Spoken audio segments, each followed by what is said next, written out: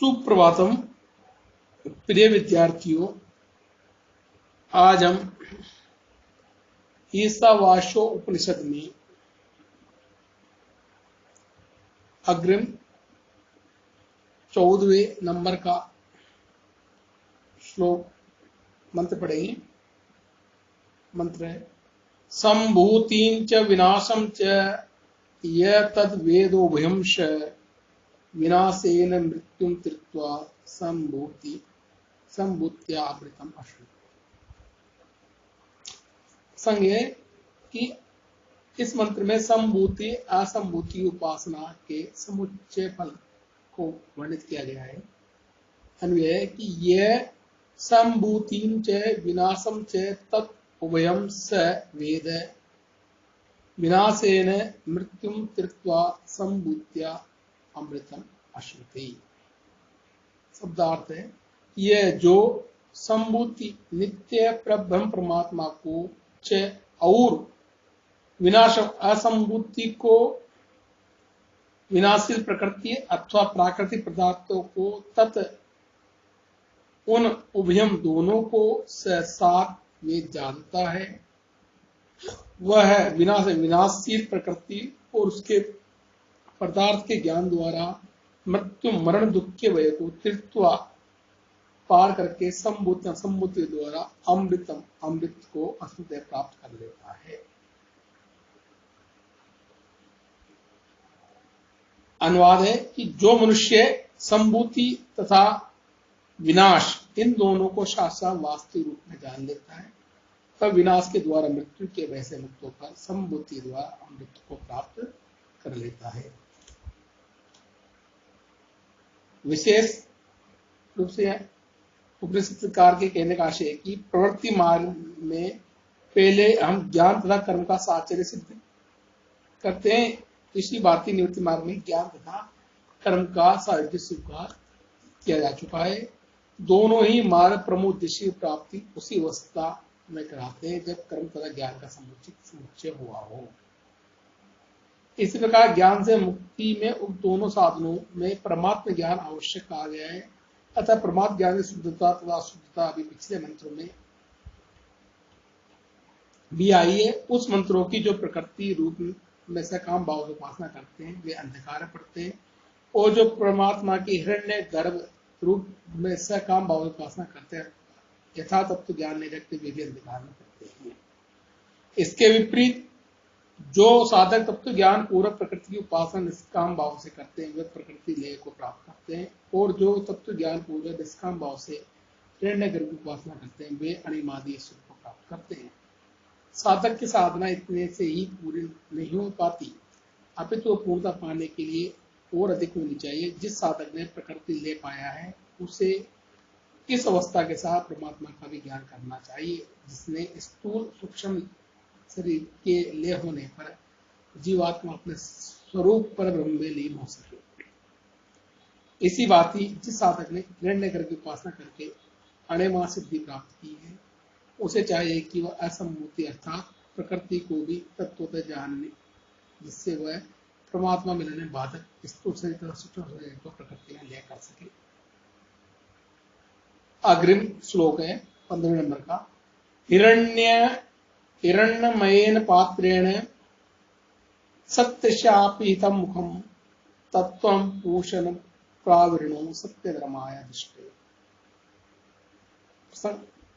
इस मंत्र में कर्मनिष्ठ उपासक के द्वारा अंत काल में किए गए मार्ग यातना का वर्णन है।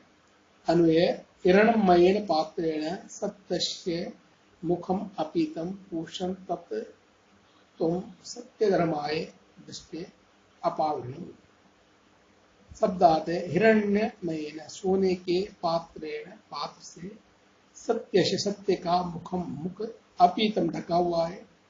पूषण हे पोषण करता परमेश्वर तत् उस आवरण को तुम आप सत्य धर्म मुझ सत्य धर्म वाले के लिए दृष्टि देखने के लिए अपावरणों खोल दीजिए।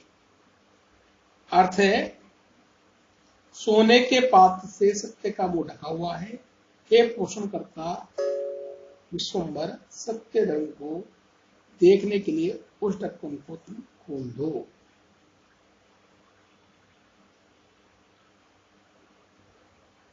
विशेष उपनिषद का इस मंत्र में सूर्य देवता से निवेदन करता हुआ कहता है कि हे पोषण देव, संसार का भरण पोषण करने वाले, आप इस सत्य स्वरूप परमात्मा के दर्शन कराने के लिए उस पर से ज्योतिमय पात्र उठा दीजिए, क्योंकि उनका स्वरूप उसी पात्र से ढका हुआ है।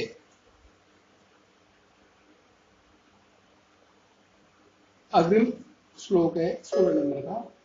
पूषण एकर्षे यम सूर्य प्राजापत्य रश्मि समूह तेजो यत्ते रूपम कल्याणतमं तत्ते पश्यामि यो अशावसो पुरुषः सोऽहमस्मि। प्रसंग देखिए, इस मंत्र में कर्मनिष्ठ उपासक के द्वारा अंत काल में की गई मार्ग यात्रा का वर्णन है। अन्वय, पूषण एकर्षे यम सूर्य प्राजापत्य रश्मि व्यूह समूह ते यत् तेज कल्याणतमं रूपम तत्ते पश्यामि ये असो वशो पुरुषः स अहमस्मि। शब्दार्थ है पोषण, हे पोषण करता, एक से एक दृष्टा ज्ञान के साक्षात अवतार, यम हे जगनियंता, सूर्य प्रकाश स्वरूप ज्ञान के परम लक्ष्य, प्राजापत्य प्रजापालक प्रजापति के परम प्रिय, रश्मि अपने किरणों को व्यूह इकट्ठा करो, समूह उनको एक ओर कर, यह तेजो तेरा तेज ज्योतिर्मय प्रकाश को कल्याण प्रदायक रूप भव्य रूप है, सत्य उस आपके भव्य स्वरूप को पश्चात में देखता हूं। यह असो, जो यह असो प्राणों में पुरुष है, पुरुष है, स हम अस्मि, वह हम हूं। अनुवाद है कि हे भक्तों का पालन पोषण करने वाले भगवान, हे ज्ञान के साक्षात अवतार, हे जगत नियंता, हे भक्तों के परम लक्ष्य, हे प्रजापालक, तुम अपनी किरणों को बटोर कर उन्हें इकट्ठा कर जो तेरा अत्यंत कल्याणकारी तेजोमय रूप है, वह तेरा रूप में देखता हूं, जो ये प्राणों में पुरुष है, वह मैं हूं। विशेष देखिए, इस मंत्रावली के 3 चरण। प्रथम चरण है पूषण देव के विशेषणों का कथन किया गया है। द्वितीय चरण में उपासक पूषण देव की उपासना करते हुए दिव्य दृष्टि की कामना तथा तृतीय चरण में उपासक आत्मज्ञान उपलब्धि स्वरूप वचन प्रस्तुत करता है।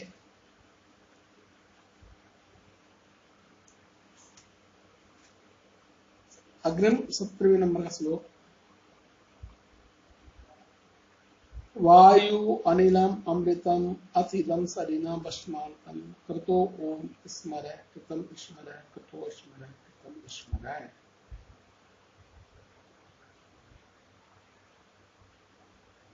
इस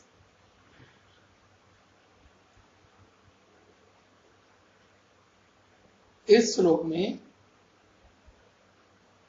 उपासक के द्वारा ओम को याद करने के बताया गया है।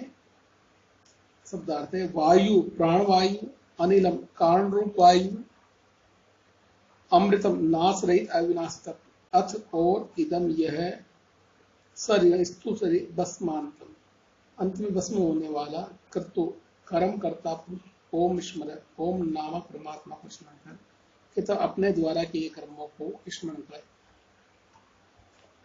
अनुवाद, अब मेरा प्राण आदि वायु अविनाशी कारण रूप मूल वायु में लीन हो रहा है तथा ये मेरा पंचभौतिक शरीर भस्म होने वाला है तथा एक क्रम से जीव तू सदा ओम नामक परमात्मा को स्मरण कर, अपने द्वारा के शुभ अशुभ कर्मों का स्मरण कर, एक कर्म करने वाले जीव ओम को याद कर, अपने किए कर्मों को याद कर। विशेष में देखेंगे, प्रस्तुत मंत्र में ऋषि परलोक यात्रा का वर्णन करता हुआ इस प्रकार कहता है कि उपासक मृत्यु के अनंतर इस प्रकार निवेदन करता है, हे भगवान, अब ये मेरा प्राण वायु उस अविनाशी सर्वात्म वायु से मिल जाए और यह भौतिक शरीर जलकर राख हो जाए।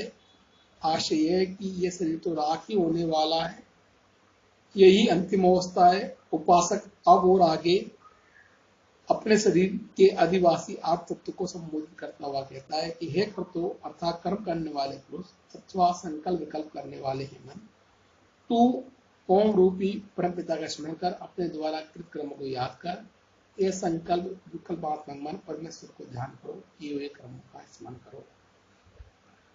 अग्रिम 18 नंबर का श्लोक है। अग्ने नये सुपथाराये अस्मान विश्वान देव वयुनानि विद्वान योद्य स्म जुहुराणमेव भूयिष्ठं तेन विधेम। प्रसंग, इस मंत्र में मरणोन्मुख उपासक भगवंतम अग्निदेव प्रार्थयन सन्मान यातना करता है। अन्वय, अग्नि अस्मान राय सुपथानये देव विश्वानि भूयुनानि विद्वान अस्मद् जुहुराणम केन योधि ते भूयिष्ठं नम उक्ति विधेम। शब्दार्थ, अग्नि, हे अग्निदेव, अस्मान ने राय ईश्वर के लिए सुपथा सुंदर कल्याणकारी मार्ग से नए ले चलो। देव, हे देव, विश्वान सब वयुनानि कर्मों को विद्वान जानने वाले, अस्मत हमारे जुहुराणम बंधन को, व्यवधान को, ये कुटिलता पाप को योधे नाश करो। ते आपके लिए भूयिष्ठा प्रचुर मात्रा में बार बार नमा नमस्कार के वचन उद्दीन करे। अनुवाद, हे प्रकाश रूप अग्निदेव, हमें ऐश्वर्य प्राप्ति के लिए सुंदर कल्याणकारी मार्ग से ले चलो। हे देव, आप हमारे संपूर्ण कार्यकलापों को बड़ी प्रकार से जानने वाले, अतः हमारे इस मार्ग के योगदान स्वरूप जो पाप हो उन सबको दूर कर दीजिए, उन्हें विनिष्ट कर दीजिए। हम आपको बार बार नमस्कार। संस्कृत भावार्थ है, ये सत्य भावेन परमेश्वरम उपासते तदाज्ञां पालयन्ति सर्वोपरि सत्कर्तव्यम परमात्मानं मन्यन्ते तान् दयालुस्वर पाप चरण मार्गा प्रतिकृत्य धर्म मार्गे चालित्वा विज्ञान दत्वा धर्मात् काम मोक्षां साधुं समर्थान् करोति तस्मात् सर्वम् एकम् अद्वितीयेश्वरं ध्याय कस्यापि उपासनं कदाचित् न कुर्यात्।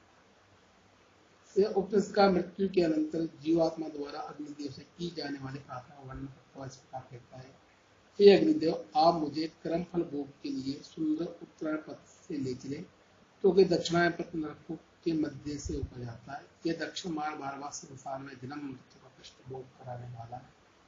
मैं इस कष्टपूर्ण मार्ग ज्यादा थक गया हूँ, अतः ये अग्निदेव मुझे कल्याणकारी उत्तरायण पथ से ले चलो।